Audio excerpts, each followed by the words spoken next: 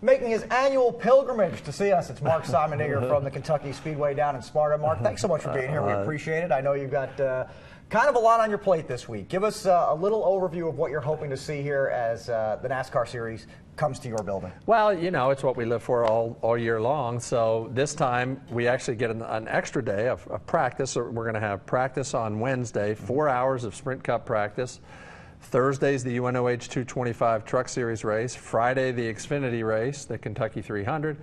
And then Saturday's the big race, the Quaker State 400 presented by Advance Auto Parts. So that's a big week. And no shortage of big names in that Xfinity race. As we were talking about off camera, Kyle Busch will double dip in this one, as he's apt to do at a lot of venues. Could very well double win, too. Yeah, he likes to do that, too. He has done that. He's triple dipped and won all three on occasion. So there's certainly no shortage of big names in that Xfinity race and the truck race as well. And if you're thinking practice is just a ho-hum thing, how about the wreck we saw in Daytona at practice where 10 cars were involved and 8 of them had to go to backup cars for Sunday's Sprint Cup race? Well, hopefully we don't have that issue. But this practice is going to be one of the most watched practices of the year because new rules package coming out for Kentucky's race. So they're going to try this new rules package, less downforce on the cars. They're going to give them 4 hours to figure it out. They're going to go from 3 to 5, take an hour break, and then go from 7 to 9, no, 6 to 8. And we'll see. What it's supposed to do is have closer racing, more side-by-side passing, and so it should be great, but all eyes are on NASCAR right now to figure this out and see what happens at Kentucky, because if it's a great race at Kentucky, I'm sure you're going to see those changes go all the way to the end of the year through the chase. Okay, but how do you feel about your place and your race being used for this experimentation? Well, it's great because it adds a lot more interest to our race. And what people want to see in racing is they want to see as many variables as possible, and they want to see how the teams deal with the variables. That's why our track is a great track, because it's difficult. We keep it difficult. We like it that way. It's wide. It's got 2 different sets of banking. The banking in 1 and 2 is a lot different than the banking in 3 and 4.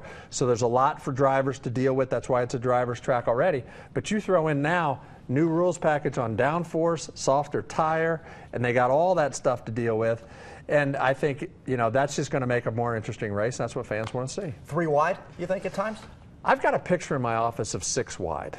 Do you so really? Yeah, now so 3 is nothing. Yeah, 3 wide. I would be very confident we'll be doing that for sure. All right, sounds good. Now, Keselowski's won this thing 2 out of the last 3 years.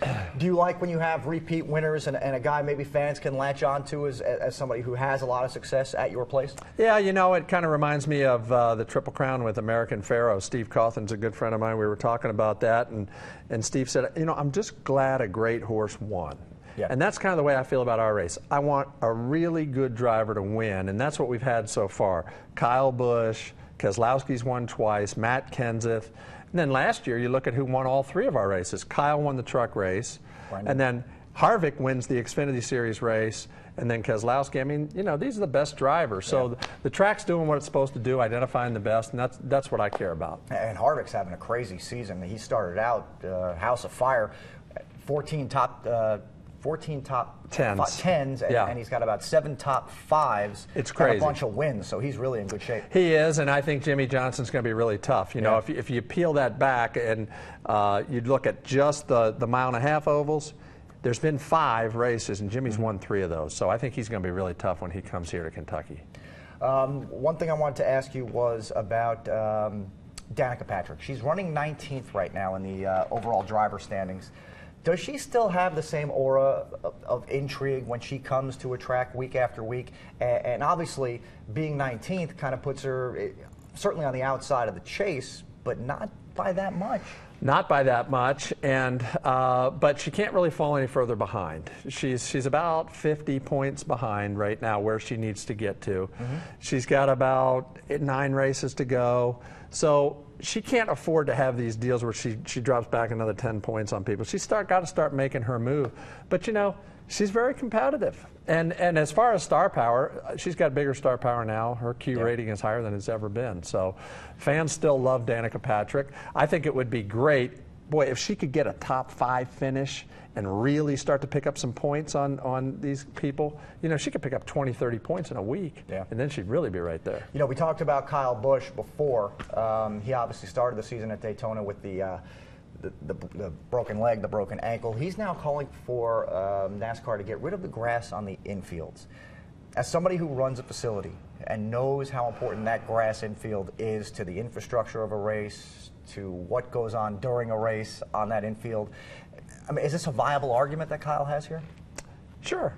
Yeah, I think so. I think we'd all look at that, and you know, it's a collaborative effort. It doesn't bother me too much if we had to get rid of it.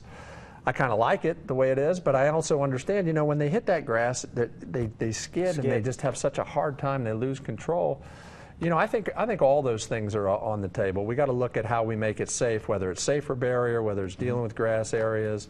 So I think it's all on the table, and I think he's going to find that Marcus Smith, our owner, and Brian France and everybody else is going to be open to hearing about it. Okay, we also know that the All-Star Week for Major League Baseball is coming to the area next week. Do you find this hurting your situation, helping your situation? I know it's two vastly different audiences and fan bases, but maybe it helps because you've got a whole bunch of people coming here who wouldn't be here otherwise. Well, I hope so. You know, I'm just bummed out that Stanton got hurt and Cabrera just got hurt. I mean, you know, because it's not two totally different audiences, because I'm right in the middle of them. Right. I love them both, and I think the Reds are doing a great job. It's going to be one of the neatest things for our city in a long time. And for us to have the stars of motorsports here, and then there's not really, if you look at it, we don't have much of an overlap. I mean, you know, we have an overlap with just whatever's going on in the convention center, but events-wise, we just really basically lead into their big week. So as far as how it affects us, I think maybe on the downside, because it's media attention-wise, and deservedly so. I understand the All-Star Game only comes once every 30 years. Right. There's a lot of attention on the All-Star Game here in Cincinnati. But, you know, as you say, that's also a magnet to pull a lot of people in. A lot of people can come in. They can go to the All-Star experience during the day, come down and see the real stars of NASCAR at night, and really show off our region. It'd be pretty cool. NASCAR doesn't struggle for fans. We're not going to hold a charity for you guys. Let me ask you about this. This is year 5 now for the Sprint Cup race that you guys have done at the Speedway. Obviously, you've done the Xfinity and prior to that Nationwide Series for a long time, the trucks as well.